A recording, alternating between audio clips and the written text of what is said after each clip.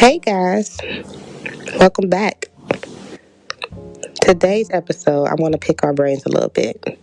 I want us to really think about our healing journey and how we can view it from different angles. So, when it comes to your healing journey, have you ever viewed your situation as a recovery? Reason is understanding why you stayed too long. Or have you ever looked at your situation as an addiction? Or being in a codependent relationship or even trauma bonding with someone? I'm going to break down each one for y'all. For those who don't know, a codependency is a learned behavior that can be passed down from one generation to another. It is also known as relationship addiction because people with codependency often form or maintain relationships that are one-sided, emotionally destructive, and or abusive. So, codependency is an excessive emotional or psychological reliance on a partner, typically one who requires support on account of an illness or an addiction. So, different signs of codependent relationships is people pleasing, lack of boundaries, poor self esteem, caretaking, reactivity, poor communications, lack of self image, and dependency. So, most of the symptoms of people that are in codependent relationships, you find no satisfaction or happiness in life outside of doing things for the other person. You stay in a relationship even if they are aware that their partner does hurtful things, do anything to please and satisfy their enabler, no matter what the expense to themselves. So the reason why I bring this up is because without lack of knowledge, when we are in these situations, we don't realize that we are staying for all the wrong reasons. We are trying to please people who we don't need to be pleasing, because who we need to please is ourselves. We have our boundaries, but like I said in yesterday's episode, we don't respect our boundaries, or we lack boundaries, which means you can't do this, but this one is off limits. Our self-esteem is shot, and that's only because you are with this person who is constantly putting you down, constantly saying you're not enough, and we tend to believe it, even if we know deep in our heart it's not true. We are taking care of this person. There's no communication there because every time you try to communicate with this person, they lash out on you. And then you don't know who you are because your world became that person's world. So you don't have no self-image. The image that you see when you look in that mirror is the image that that person implanted in you. So when I think of some of these relationships, I look at that, just the codependency on just taking care of this person, being there for this person wholeheartedly, because you're not doing it off of your emotions. You're doing it off of their emotions. You're doing it off of how they feel. You're doing it off of how they view certain things and different things like that. When what you need to be doing is just viewing it off of you. And so let me break down how each of these plays a big role. And like I said, most of this is not all you, but it can be some you. The people pleaser is normal to want people to like you. And we all want our loved ones to be happy. But there's a difference between normal tendencies and having to please people all the time. People pleasers often feel like they have no choice but to keep other people happy. They don't like to say no, even when pleasing others substantially interferes with their own wants and needs. So if you look at that definition and different things like that, like you have to look at who you are in this relationship with that person. And like I said before, it could be a friendship or it could be a relationship because we all carry the same characteristic traits, whether it be friendships or you are in a relationship with someone. Your lack of boundaries can be people in both roles in a codependency relationship tend to have problems recognizing, respecting, and reinforcing boundaries. Having boundaries simply means you respect the other person's right to his or her own feelings and autonomy. It also means recognizing that you aren't responsible for the other person's happiness. I love that part because we tend to build our own happiness off of how someone else makes us feel. When your happiness should come from within, your happiness should not be dictated off somebody else. We can't make you happy. We can make our own self happy, but we can't make our significant other happy. People in codependent relationships tend to have a problem where one person doesn't recognize boundaries and the other person doesn't insist on boundaries. Thus, one person is controlling and manipulative, and the other person is compliant and fails to assert his or her own will. Working on settling and maintaining boundaries is one of the most important skills families have to learn in a family therapy. So, a lot of stuff plays a big role in being in a codependent relationship, um, as far as trauma bonding. So, now I want to dive into a little bit, give you a glimpse of trauma bonding. And like I said, you guys can send me messages, or if y'all want me to go more in depth with this or anything, that is perfectly fine with me. I'm all for this, honey. So when it comes to trauma bonding occurs when a person experiencing abuse develops an unhealthy attachment to their abuser. They may rationalize or defend the abusive actions, feel a sense of loyalty, isolated from others, and hope that the abuser's behavior will change. So different stages of trauma bonding can be love bombing, trust and dependency, criticism, manipulation, giving up control, losing yourself, addiction to the cycle. You see how that word addiction keep coming up? So that's why I said at the beginning, have we ever looked at our healing journey, or different things that we go through as a recovery because we are getting over this addiction. We are addicted to the person that we are with. Sometimes we get addicted to that trauma or that chaos. We get addicted to that. And sometimes we chase. Have you ever noticed yourself or someone trying to get in another relationship and it was so calm and peaceful? It was no arguing. The person was understanding to you. Like they was all for you. They love communication. They listening skills was on point, everything. But you didn't know how to receive that. So you have to look at those things like your trauma bond or codependent, like because you've been so accustomed to this style of relationships that you can't see past that style of relationship. So we have to get out of that cycle, ladies. We have to understand that that's not normal. That's not healthy. And that goes back to what I always keep saying. It's that childhood trauma. If you got unresolved issues that you are just putting on the back burner because you don't think it's that bad, or you just in complete denial of what it is, then that's what's going to come from it. And we don't want to live like that. We trying to live a healthy life that is self-care on point, is self-love is on 1,000%. We trying to be peaceful out here. We try to see the beauty that life has to offer, the beauty in ourselves. Like that glow up is everything. Oh, and just have a rational thinking of life, not taking a lot of stuff personal because life does happen. And when it comes to what you're going through, you only have to answer to yourself because only you can understand what you went through. No one else. So stop trying to make everybody understand your journey, your pain, your trauma, and your viewpoint because none of their opinions should matter, especially when they wasn't there during your pain. And we tend to do that a lot. We try to explain our point of view to people.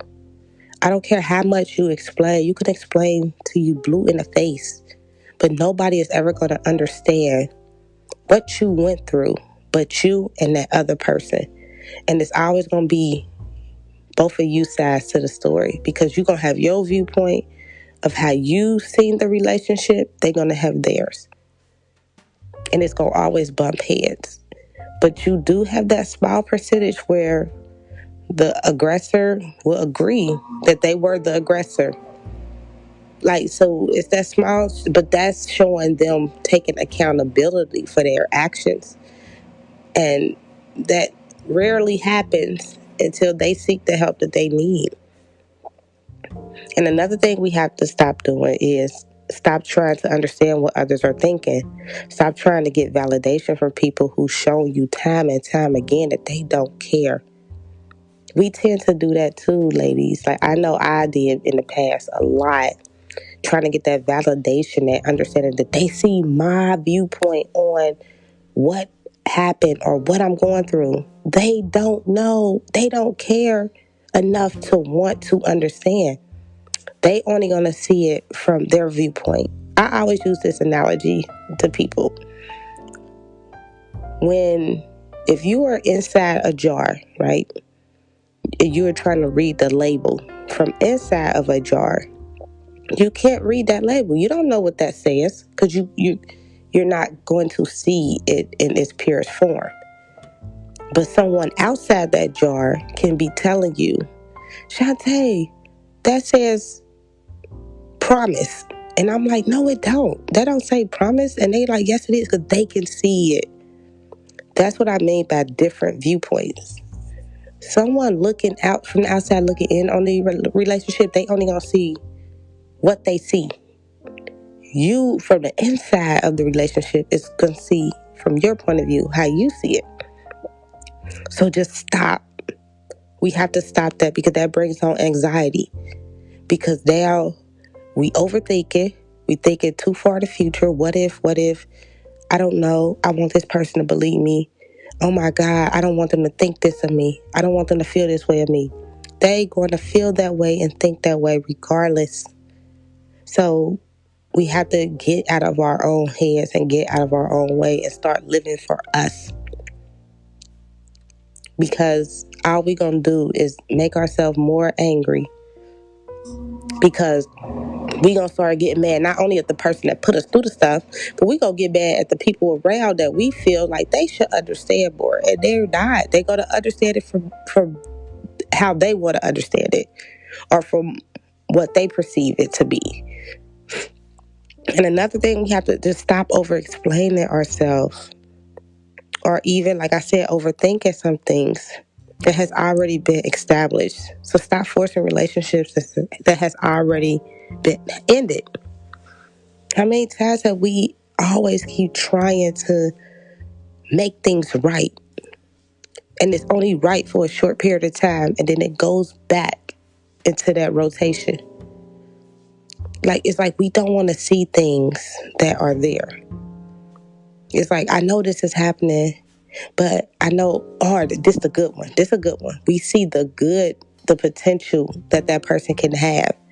That's what we are chasing. We are chasing their potential. We're not seeing what is. We seeing what could be. And if they can't see their potential, what makes you think you seeing it is going to change their behavior? And then here's the kicker. It might not be who they are.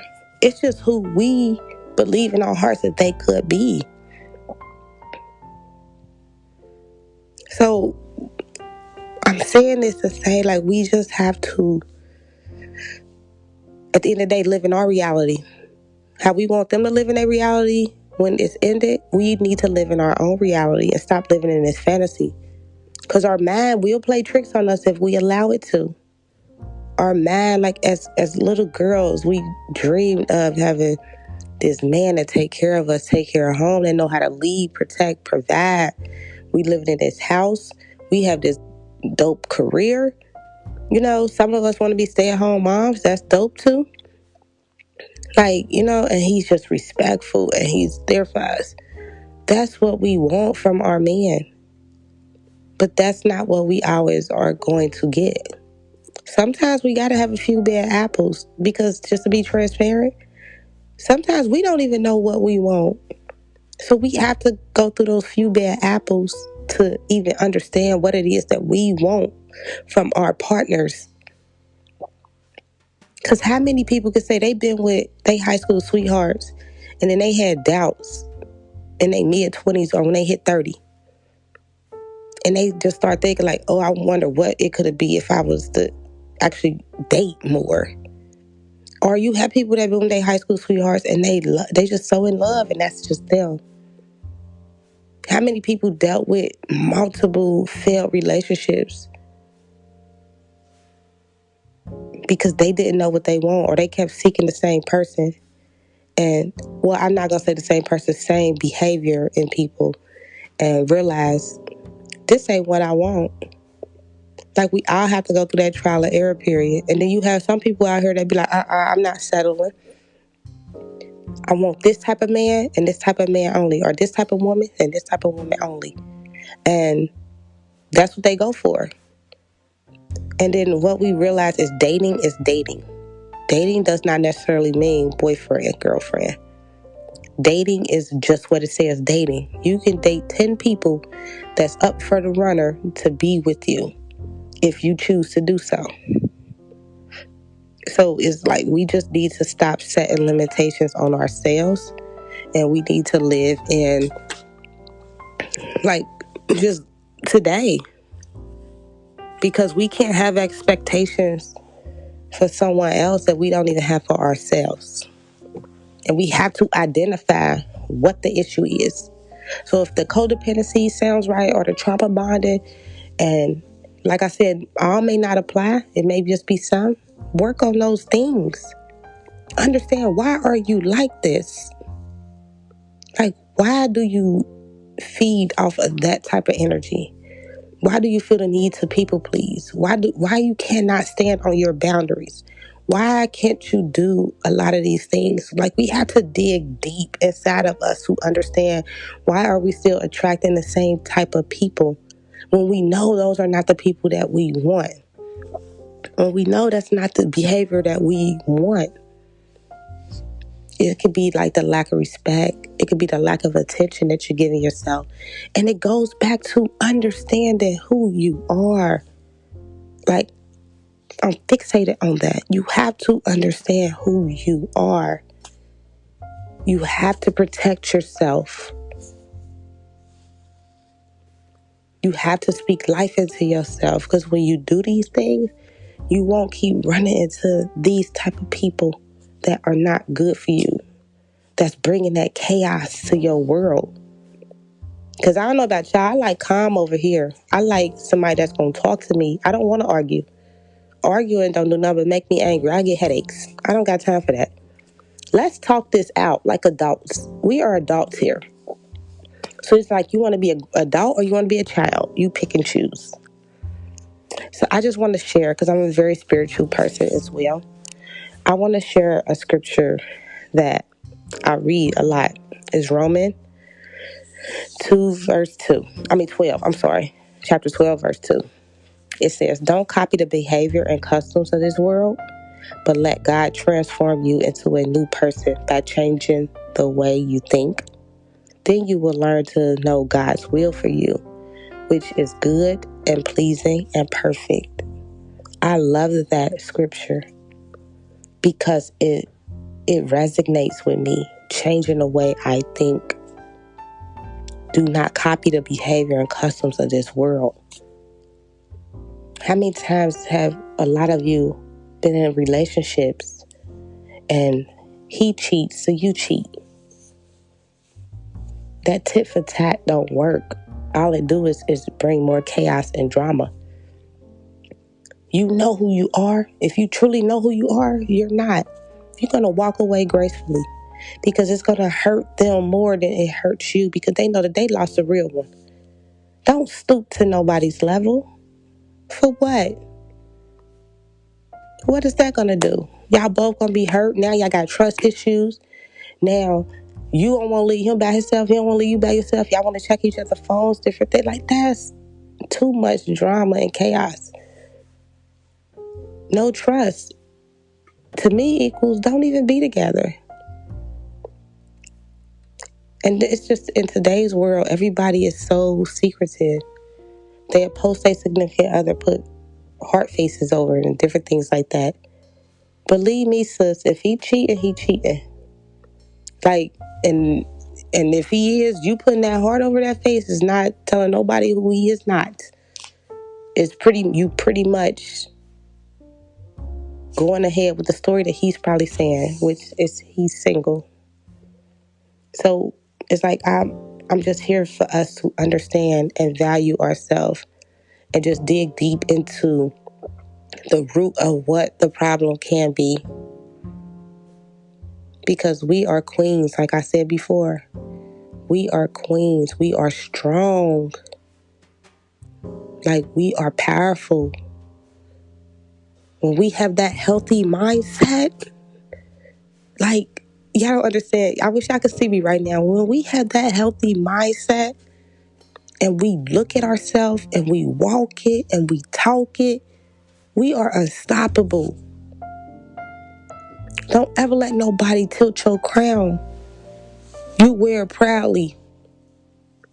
Because we are who we are. We are broken, but we can be beautifully broken. We have wounds that healed into scars, and we can wear our scars proudly. Nobody is perfect. Everybody has flaws. And I'm going to say that a lot throughout my podcast because I want y'all to really understand that it is okay to not be okay. It's okay to dig deep and see what the issue is. Why are we, like, what makes our journey so difficult? Why are we keep attracting the same person or the same behavior? Because once you dig deep and figure all those things out, that, like, you got it. And like I said, go find you a life coach. Go find you a therapist. Go hit that journal. Because you know the answers. And I'm here to assist you and empower you and let you know, babe, you are perfect in your own way. So thank y'all for listening today. Have a good day. Happy hump day.